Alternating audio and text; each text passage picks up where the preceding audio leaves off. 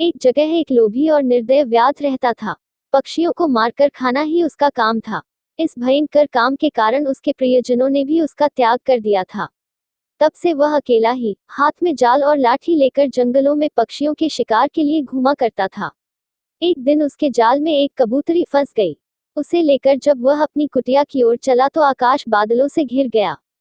मूसलाधार वर्षा होने लगी। सर्दी से ठिठुर कर व्याध आश्रय की खोज करने लगा।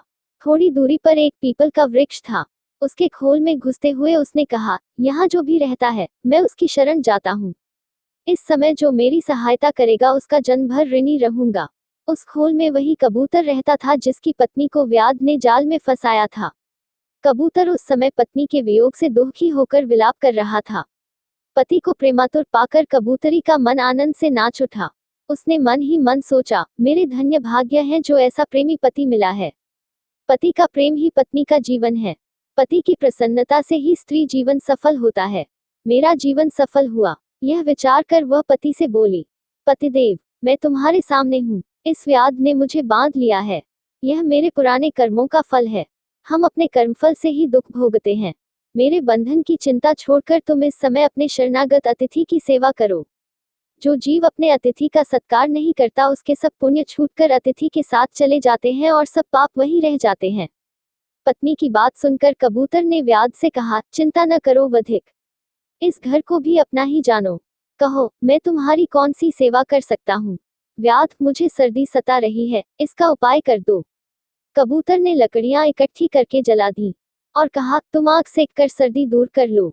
कबूतर को अब अतिथि सेवा के लिए भोजन की चिंता हुई, किंतु उसके घोंसले में तो अन्न का एक दाना भी नहीं था।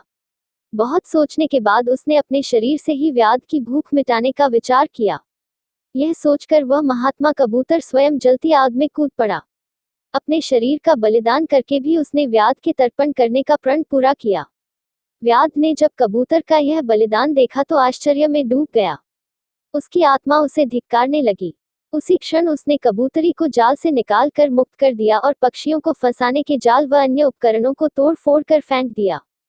कबूतरी अपने पति को आग में जलता देखकर विलाप करने लगी। उसने सोचा, अपने पति के बिना अब मेरे जीवन का प्रयोजन ही क्या है। मेरा संसार उजड़ गया, अब किसके लिए प्राण धारण करूं। यह सोचकर वह पतिव्रत भी आग में कूद पड़ी। इन दोनों के बलिदान पर आकाश से पुष्प वर्षा हुई। व्याध ने भी उस दिन से प्राणी हिंसा छोड़ दी।